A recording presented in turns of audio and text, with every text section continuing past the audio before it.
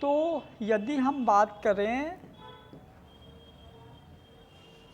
Lecture number 3 है, मतलब ये पार्ट 3 में हम लेंगे। पार्ट 3 में अपन ने ऑर्गेनिक स्टार्ट किया था अपन ने। तो ऑर्गेनिक में हमने पहले लेक्चर में बताया था आप लोगों को बेसिक इन्फॉर्मेशन, याद है। दूसरे लेक्चर में एसिड, बेस और स्टेबिलिटी। तीसरे लेक्चर में आपको देखना है एसिड बेस स्टेबिलिटी के अलावा आपको तीसरे लेक्चर में देखना है क्या, यहाँ पे मैंने देखा था तीसरे लेक्चर में रिएक्शन मैकेनिज्म वगैरह। तो यहाँ पे अभी अपने को स्टार्ट कर रहे हैं एसिड बेस और स्टेबिलिटी, और ये आपके एग्जाम के हिसाब से बहुत इंपॉर्टेंट है। आ जाओ अब डायरेक्ट स्टार्ट करते हैं ऑर्गेनिक में। लेक्चर नंबर 3 में अपन डायरेक्ट शुरू करते हैं क्या, इलेक्ट्रॉनिक डिस्प्लेसमेंट। क्या था, इलेक्ट्रॉनिक डिस्प्लेसमेंट। डायरेक्ट स्टार्ट करते हैं इलेक्ट्रॉनिक डिस्प्लेसमेंट। बहुत आसान है। इलेक्ट्रॉनिक मतलब देखो इलेक्ट्रॉन, डिस्प्लेसमेंट मतलब डिस्प्लेस होना, एक जगह से दूसरी जगह जाना, क्या कहलाएगा, इलेक्ट्रॉनिक डिस्प्लेसमेंट। बहुत आसान है। देखो तो ये हो जाएगा हमारा इलेक्ट्रॉन का डिस्प्लेस होना। क्लियर, इलेक्ट्रॉन का डिस्प्लेस होना यानी कि इलेक्ट्रॉन का एक जगह से दूसरी जगह जाना क्या कहलाएगा, इलेक्ट्रॉनिक डिस्प्लेसमेंट। बहुत आसान है। तो इलेक्ट्रॉनिक डिस्प्लेसमेंट हमने पढ़ा था, कितने तरह का इलेक्ट्रॉनिक डिस्प्लेसमेंट होगा बेटा, मेन तो 3 है।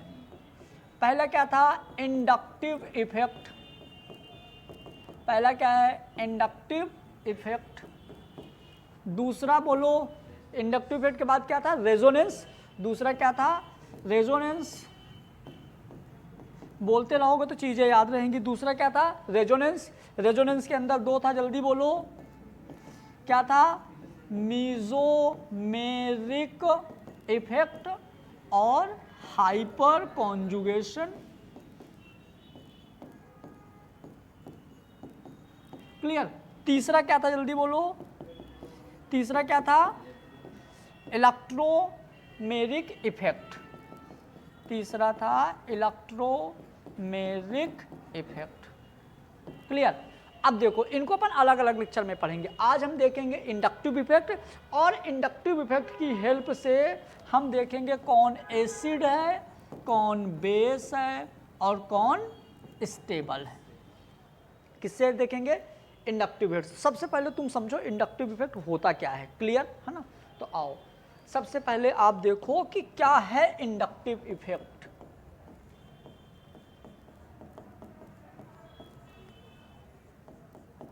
सबसे पहले देखो क्या है इंडक्टिव इफेक्ट, मतलब क्या, इंडक्टिव इफेक्ट मतलब इंडक्शन। क्या, इंडक्शन। इंडक्शन मतलब कि बिना टच किए हुए इलेक्ट्रॉन को ट्रांसफर कर देना। क्लियर। जैसे एक सिंपल सा एग्जांपल ले लो, कार्बन के साथ हाइड्रोजन जुड़ा है, या कार्बन के साथ कोई और जुड़ा है, या मान लो कार्बन के साथ कोई एलिमेंट एक्स जुड़ा है। यहां सिंगल बॉन्ड है, मतलब ये वाला बॉन्ड सिंगल बॉन्ड हो तो सिग्मा बॉन्ड होगा, और इसको हम बोलेंगे, इन दोनों इलेक्ट्रॉन को बोलेंगे सिग्मा इलेक्ट्रॉन। क्योंकि देखो सिंगल बॉन्ड है तो सिग्मा बॉन्ड होता है, और सिग्मा बॉन्ड के जो दोनों इलेक्ट्रॉन है, इधर का इलेक्ट्रॉन और इधर का इलेक्ट्रॉन, तो इन दोनों इलेक्ट्रॉन को बोलेंगे सिग्मा इलेक्ट्रॉन। पाई बॉन्ड होता तो pi electron, sigma single bond है तो सिग्मा इलेक्ट्रॉन। अब क्या होगा, मान लो कि ये वाला जो इलेक्ट्रॉन है इधर डिस्प्लेस हो गया, डिस्प्लेस मतलब चला गया। क्लियर। तो इस इलेक्ट्रॉन का इधर जाना तो क्या कहलाता है, इंडक्टिव इफेक्ट, मतलब इलेक्ट्रॉनिक डिस्प्लेसमेंट। क्योंकि ये किसके अंदर आता है, इलेक्ट्रॉनिक डिस्प्लेसमेंट मतलब इलेक्ट्रॉन का डिस्प्लेस होना। तो ये इलेक्ट्रॉन किधर डिस्प्लेस हुआ भाई, ये इलेक्ट्रॉन यहां से इधर डिस्प्लेस हुआ, तो इसको बोलेंगे अपन क्या, इलेक्ट्रॉनिक डिस्प्लेसमेंट। अब इलेक्ट्रॉनिक डिस्प्लेसमेंट के अंदर आता है इंडक्टिव इफेक्ट। क्या होता है, तो देखो इंडक्टिव इफेक्ट की डेफिनेशन, इंडक्टिव इफेक्ट की डेफिनेशन होगी permanent displacement of sigma electron.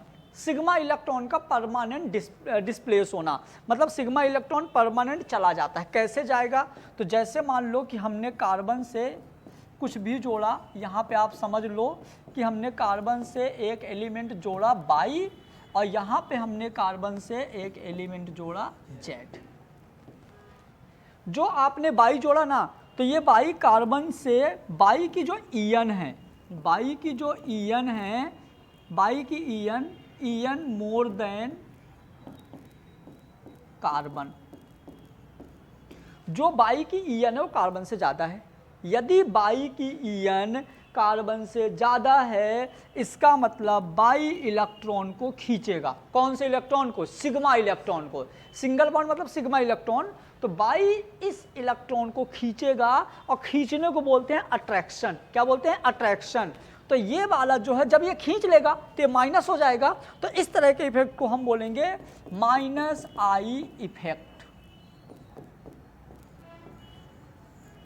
क्या बोलेंगे? Minus I effect.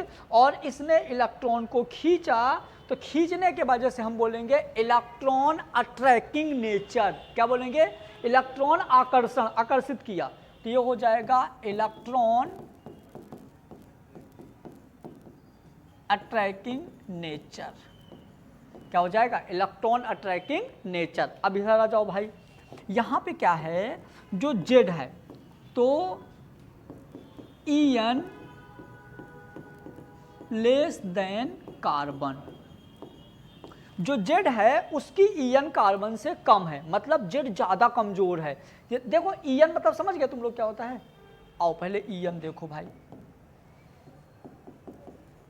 ईएन होता है इलेक्ट्रो नेगेटिविटी, मतलब जब दो लोग, एक एग्जांपल ले लेते हैं हम, जब दो एलिमेंट एक साथ होते हैं, उनमें से कोई एक एलिमेंट ज़्यादा पावरफुल होता है जो शेयर्ड इलेक्ट्रॉन को खींचता है। जैसे कार्बन, नाइट्रोजन, ऑक्सीजन, फ्लोरीन। यदि हम इधर जाते हैं तो कंटिन्यू साइज छोटी होती है, मतलब फ्लोरीन ऑक्सीजन से छोटा है, ऑक्सीजन नाइट्रोजन से छोटा है, नाइट्रोजन कार्बन से छोटा है। जो छोटा है वो ज़्यादा पावरफुल होता है। पता कैसे? पेन है, एक पेन, ये देखो ना, ये है, ये मान लो ये एक पेन है, हमने इसको ढक्कन निकाला, अब ये है, आप इसको आसानी से तोड़ सकते हो, आसानी से तोड़ सकते हो, लेकिन इस ढक्कन को तोड़ना थोड़ा मुश्किल होगा। क्यों? क्योंकि ये छोटा है, डायमीटर तो दोनों का सेम है, लेकिन छोटी चीज़ों को तोड़ना मुश्किल है। जैसे लोहे की एक बड़ी सी कील ले लो, आप आराम से उसको मोड़ सकते हो, क्योंकि बड़ी है तो कमज़ोर है, लेकिन उसी पूरी लोहे के रॉड से एक छोटा सा टुकड़ा तोड़ लो, फिर उसको तोड़ो हाथ से, कभी नहीं टूट पाएगा। मतलब जो छोटी चीज़ है वो ज़्यादा मजबूत होती है। तो देखा जाए तो ये ज़्यादा मजबूत है इससे, ये इससे, मतलब ऑक्सीजन और कार्बन का कंपेयर किया जाए तो ऑक्सीजन ज़्यादा मजबूत है। अब ऑक्सीजन ज़्यादा मजबूत है तो ये हमारा मान लो पाई इलेक्ट्रॉन और ये सिग्मा इलेक्ट्रॉन, तो ये ऑक्सीजन इसको खींच सकता है। तो ईएन क्या हो गया? ईएन क्या हो गया?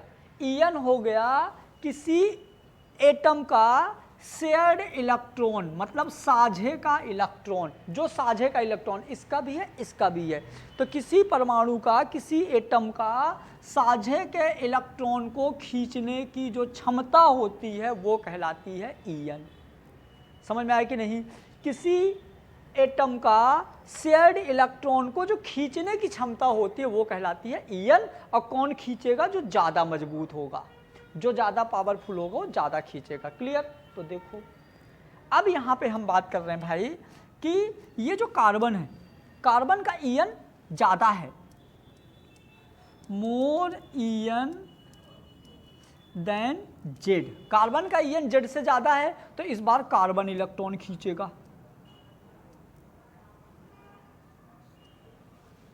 कौन खींचेगा इस बार? इस बार कार्बन इलेक्ट्रॉन खींचेगा। जब कार्बन इलेक्ट्रॉन खींचा तो जिंक के जेड के पास क्या हो गया? ये जेड के पास इलेक्ट्रॉन की कमी हो गई, तो ये हो जाएगा प्लस आई इफेक्ट। हो गया प्लस आई इफेक्ट, मतलब कि जो जिंक है इसने इलेक्ट्रॉन को रिपल्सन किया, तो ये हो जाएगा इलेक्ट्रॉन रिपल्सिंग नेचर। क्या हो जाएगा, इलेक्ट्रॉन रिपल्सन नेचर। मतलब हमको इंडक्टिव इफेक्ट में एक चीज समझ में आया, इंडक्टिव इफेक्ट में एक चीज समझ में आया कि हम permanent displacement of sigma electron, sigma क्यों बोले, क्योंकि सिंगल बॉन्ड है, सिग्मा इलेक्ट्रॉन का परमानेंट डिस्प्लेसमेंट। अब जब permanent displacement of sigma electron होगा तो यहाँ दो तरीके से होगा, एक तो वो जो कार्बन से जुड़ा है बाई, और एक वो जो कार्बन से जुड़ा है जेड। यदि कार्बन से जो हमारा बाई जुड़ा है तो बाई क्या है, ज्यादा पावरफुल है तो कार्बन से इलेक्ट्रॉन को खींचेगा, तो माइनस आई। जो कार्बन से जेड जुड़ा है तो जेड जो है कार्बन से कमजोर है, तो इस बार कार्बन इलेक्ट्रॉन को खींच लेगा, तो क्या हो जाएगा, प्लस आई। ये हो गया माइनस आई, ये हो गया प्लस आई। अब माइनस आई और प्लस आई का डेफिनेशन देखो। मान लो मैंने हेडिंग डाल दिया minus I effect. Minus I effect का यदि हम परिभाषा की बात करें, डेफिनेशन की बात करें, तो क्या होता है minus I effect, attracting nature of sigma electron, है ना। तो यहां पे हो जाएगा attracting nature of sigma electron in complete displacement, है ना, या परमानेंट, मतलब attracting nature of sigma electron, जो सिग्मा इलेक्ट्रॉन को अट्रैक्ट करेगा वो हो जाएगा माइनस आई इफेक्ट। क्या होगा, minus I effect, very IMP. इसका एग्जाम्पल ऑल फंक्शन ग्रुप, सबसे ज्यादा इंपॉर्टेंट ऑल फंक्शन ग्रुप। दूसरा जाएगा इसका, ऑल फंक्शन ग्रुप के बाद इसका दूसरा जाएगा all positive species, all function group and positive species. जितने भी पॉजिटिव स्पीसीज होंगे सारे के सारे इसके अंदर जाएंगे। कौन कौन से पॉजिटिव स्पीसीज हैं बोलो जरा। सी, पहले फंक्शन ग्रुप हैं ये COOH, इसके एग्जाम्पल ले लें। यदि अपन इसके एग्जाम्पल ले लें तो पहले हम ले लेंगे फंक्शन ग्रुप। बोलो COOH, CHO, NO2, CnOH, NH2। ये मान लो इसके सारे के सारे फंक्शन ग्रुप हैं। फंक्शन ग्रुप के बाद यहाँ पे हम पॉजिटिव स्पीसीज ले लें। बोलो पॉजिटिव स्पीसीज कौन कौन से हैं।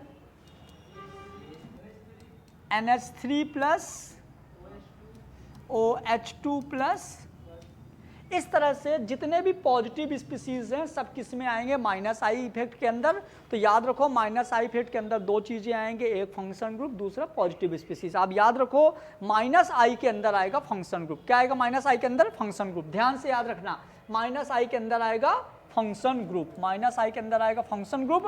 और यहाँ पे फंक्शन ग्रुप का हम एक स्टेबिलिटी ऑर्डर में लिख दिया हूँ कि सबसे ज़्यादा मजबूत ये, इससे ज़्यादा मजबूत ये, इससे ये, इससे ये, इससे ये। क्लियर। और यहाँ पे हमने दो एग्जाम्पल और ले लिए पॉजिटिव वाले, तो ये हो गया हमारा माइनस आई इफेक्ट। अब देखते हैं अपन प्लस आई इफेक्ट। आओ, यदि हम बात करें प्लस आई इफेक्ट, तो प्लस आई इफेक्ट क्या होगा, रिपल्सिंग नेचर ऑफ सिग्मा इलेक्ट्रॉन। क्या होगा, जो सिग्मा इलेक्ट्रॉन को रिपेल करेगा, मतलब कार्बन खींचेगा। तो ये हो जाएगा repulsive nature of sigma electron, जो सिग्मा इलेक्ट्रॉन को क्या करेगा, रिपेल करेगा। सिग्मा इलेक्ट्रॉन को जो रिपल्सन करेगा वो होगा प्लस आई इफेक्ट। अब प्लस आई इफेक्ट का एग्जांपल जाएगा बेटा all alkyl group and negative species. उसके बाद यहां पे जैसे हमने ले लिया एल्काइल ग्रुप में CH3, CH3, CH3, CH2, CH3, CH3, CH3, CH3। ये जितने हमारे एल्काइल ग्रुप हैं सारे के सारे एल्काइल ग्रुप किस में जाएंगे, प्लस आई इफेक्ट में। क्लियर।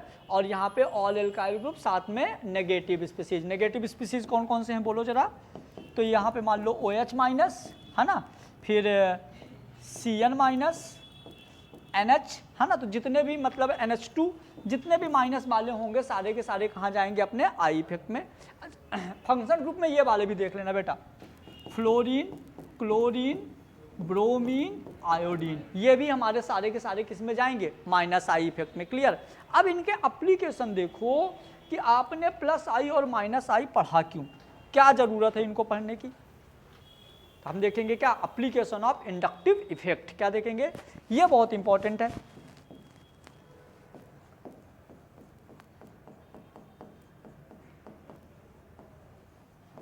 एप्लीकेशन ऑफ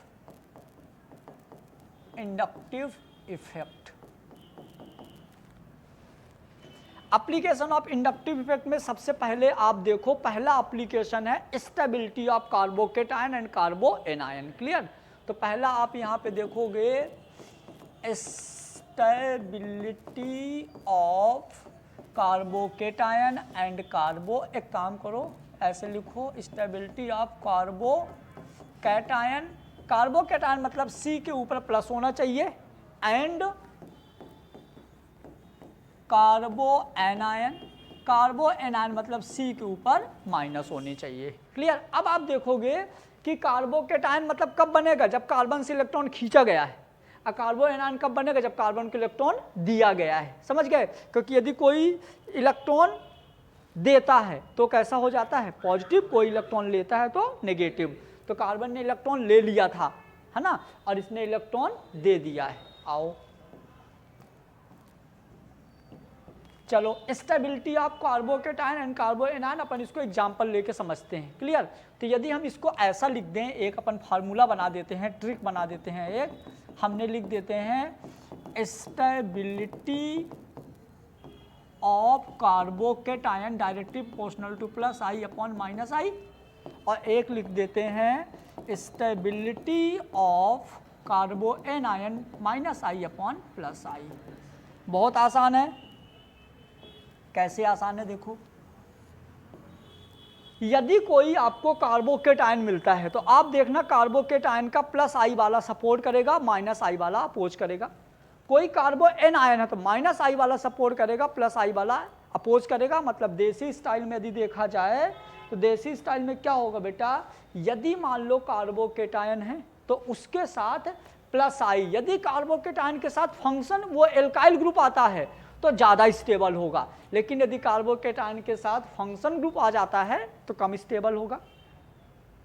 कार्बो एनायन के साथ यदि फंक्शन ग्रुप आता है तो ज़्यादा स्टेबल होगा, लेकिन कार्बो एनायन के साथ यदि एल्काइल ग्रुप आता है तो कम स्टेबल हो जाएगा। मतलब अब हम सीधे बोलेंगे माइनस आई मतलब फंक्शन ग्रुप, प्लस आई मतलब एल्काइल ग्रुप। माइनस के लिए मतलब इधर देखो, यदि कार्बन माइनस का है तो इसके लिए फंक्शन ग्रुप सपोर्ट करेगा, लेकिन यदि एल्काइल ग्रुप है तो अपोज करेगा। यदि हम प्लस आई की बात करें तो प्लस आई में यदि कार्बन प्लस का है तो एल्काइल ग्रुप सपोर्ट करेगा, समझ गए, और फंक्शन ग्रुप अपोज करेगा। ऐसा में कि नहीं, ये हो गई ट्रिक। अब देखो क्वेश्चन डायरेक्ट, आओ, बहुत इंपॉर्टेंट क्वेश्चन है। हमने क्वेश्चन ले लिया बेटा, CH3 CH2 H CH2 COOH CH2, ये तीन एग्जाम्पल हैं। इन तीन एग्जाम्पल में आपको बताना है स्टेबिलिटी ऑर्डर, इन तीनों में कौन ज़्यादा स्टेबल है। जल्दी बताइए कौन ज़्यादा स्टेबल है, स्टेबिलिटी ऑर्डर तीनों में। जो लोग वीडियो देख रहे हैं वीडियो को रोक दो, पहले आंसर करो फिर वीडियो देखना इसके आगे का। जल्दी बताइए कौन ज़्यादा स्टेबल है।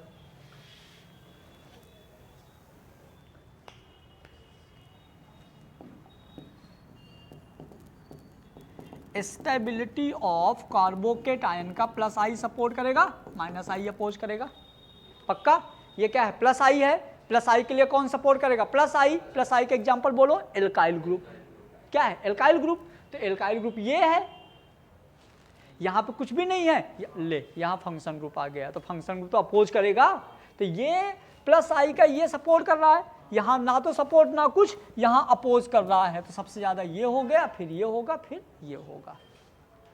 यदि मैं इसी को ऐसे कर दूं, यदि मैं ऐसा कर दूं CH3 CH2 minus HCH2 minus COOH और CH2 माइनस, अब बोलो आंसर।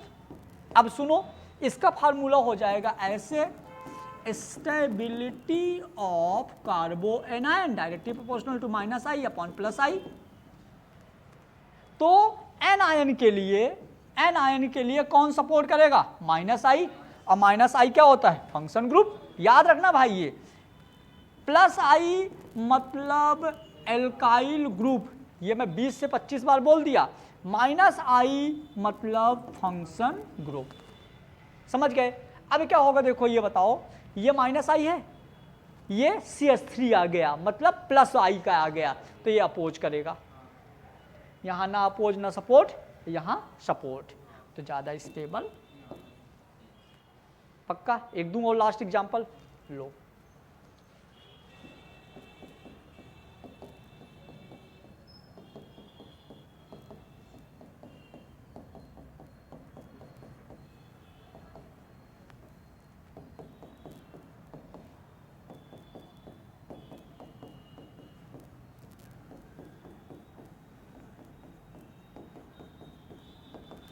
बोलो कौन ज्यादा स्टेबल, जल्दी बोलो। पहले बताओ कार्बोकेटायन की कार्बो एनायन, कार्बोकेटायन की कार्बो एनायन, कार्बोकेटायन पॉजिटिव है तो कार्बोकेटायन, कार्बोकेटायन के लिए प्लस आई इफेक्ट, प्लस आई के लिए एल्काइल ग्रुप, जहां एल्काइल ग्रुप होगा वो सपोर्ट करेगा। बोलो यहाँ कितने एल्काइल ग्रुप है? कोई नहीं, एक ही है, खुद है कार्बोकेटायन। यहाँ पे दो, एक एल्काइल ग्रुप, यहाँ मतलब एक प्लस आई, इस एल्काइल ग्रुप का एक प्लस आई, यहाँ पे 1 2 3 प्लस आई, यहाँ पे 1 2 3 4 प्लस आई।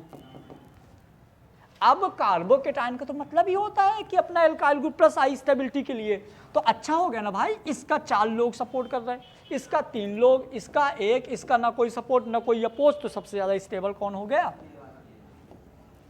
माइनस आई देते तो उल्टा हो जाता। समझ गए? तो ये हो गया आपका stability order. Acidic nature, basic nature अपन कल पढ़ेंगे, ठीक है।